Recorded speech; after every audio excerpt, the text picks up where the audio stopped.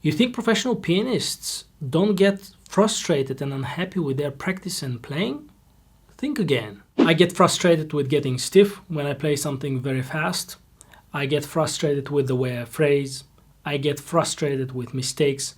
I get frustrated that sometimes I just don't have patience anymore. What about you? I actually get frustrated with every single note I play. And actually, I always have, as far as I remember, from when I was a child to when I was a professional pianist, that never changed. And that's maybe hard as an amateur to understand, because very often as an amateur, you'd be thinking like, oh, if only I could play that passage like that pianist, or oh, if only I could play that ornament as fast as this person can. You would think, and I would be happy with my playing, right? What on earth could there be to be frustrated about? But the journey just never stops. You always want something better, and that can lead to frustration. Even Evgeny Kissing, who is one of the best pianists in the world, says that he hopes one day to get close to how he imagines the music in his head. So, does that mean we're all doomed? Are we just all doomed to be frustrated all the time? Of course we are. Of course not. We just have to remember what we like about, what we love about piano in the first place. And we need to focus on that. And I feel that those goals for amateurs or for piano students are very often about the technical stuff. And I feel that for professional pianists, it's much more about the musical goals, like how I want every single note to sound. That's what's important to me, not necessarily technical things. I'm reading at the moment the book about Nike, and it was very inspiring to see. He was talking about running. That running was about this moment. It was not about when you get to the where, that you don't even think about it, but you're just focused on the running, on the process itself. And I think that that's the same thing with piano playing. It's all about the process, sitting behind the piano and practicing, and not thinking about when you get there. But of course, this is all very inspiring, but we need a few practical things that are actually going to get the frustration a little bit to the side, so you're not too overwhelmed and not too unhappy with your playing. So as I said, all my life frustration has been a part of actually piano playing for me. And for me, the one thing that helped is actually something that Dimitar and I discovered together over the course of 5 years. We discovered a system to practice. We call it a practice system. And that really helps control the frustration because it gives you clarity. You know that when you follow this system, you are going to get those results. And actually, what might be interesting to you is we are shooting a course on that right now and is going to be available for you very soon. Now, for those of you who are interested to make their own practice system, I would give you one tip to start. Start writing down what you do, exactly what you do in your practice session, keep a diary, and also start writing down the results. So start with writing, for example, you practice this passage, you practice it slow, and the next day the passage improved, or the next day you felt very stiff. So write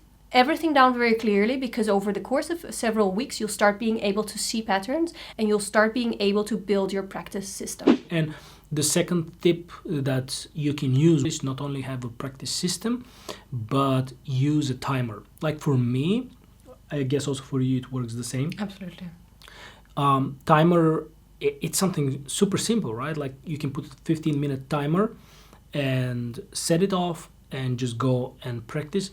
For me, like just the fact that I know a timer is running gives me a whole different perspective of how I'm doing my work. I'm basically not thinking anymore about results. I'm not thinking about how I'm going to get there. I'm just thinking about the process. I'm thinking about the moment right now. What am I doing? How am I doing it? I'm just working for these 15 minutes, half an hour, 45 minutes, or 1 hour, whatever the timer is set on. Now, it's a very different idea. For me, it was always different before I discovered the timer, which exists for I don't know how long, but like before I used the timer, I would just look at the time and I would be like, oh, I practiced, it's 1 o'clock. I'll practice for approximately half an hour, or I'll practice for approximately 1 hour. But it never worked the same, and I don't know why. Perhaps it's because like once I actually set the timer on half an hour and I know the time is running, it's suddenly I'm in a different world. I'm in a very practical world where the tasks need to be finished, where the practice needs to be finished. And so that helped me enormously. I think it's also about, like we talked about a practice system and then a timer system, right? I think that it helps kind of set that barrier between your emotion and your work, Because of course, for artists and probably for those of you who really love the piano, you're probably pretty emotional people, right? I know we are pretty emotional Well, people. music is very emotional. Yes, exactly. So that's frustration, right? Is this very powerful emotion. So I think that what helped us deal with it is really to put that kind of barrier in place with these practical kind of solutions. And I honestly cannot tell you. Yeah, I like how you actually said it. It's like once I press the timer, it's like I'm pressing the practicality button. It's really fascinating how And it I guess works. as artists, we need that because there's always going to be this connection between what you want, right, your emotions, and practically what you need to get out of the piano. And usually the start is the most difficult. I'm remembering now in the book what he mentioned about running. The start, and not only with running, but with everything, the start is the most difficult. Once you actually press that timer button or the start button and you start doing what you're doing, it gets easier. The start is usually very difficult, and when you know that there is going to be an end, that's why the timer works so well. When you know that there is going to be an end, and when the timer goes off, yeah, and you're done with your 15 minutes or half an hour, you feel so wonderful. That it helps you close the chapter because I guess the frustration is also in a way the beauty, right? The beauty of piano playing and of many other things in life, obviously, is that there is no end. There's no end to your journey, right? We as professionals did not reach that goal that you think we might have reached, right? We didn't reach it. We're not even feeling like we're any closer to it. So that's at the same time the beauty, but at the same time that's the frustration, because if you sit behind the piano and you don't have a clearly defined end, you just feel like you wasted your time or you did nothing or you're not getting any closer. So I guess it really helps, the timer helps you end that chapter and be ready, fresh for a new Actually, what you're saying is beginning. also very useful, because I've heard from students exactly what you're talking about. They say, well, I got into that loop, practicing over and over and over again that passage, but there's no end. Exactly what you're saying. But if you know that you have only 15 minutes or only half an hour, you're not going to allow yourself to go into the endless loop of repeating one and the same thing without getting anywhere. You know, hey, I have only 15 minutes.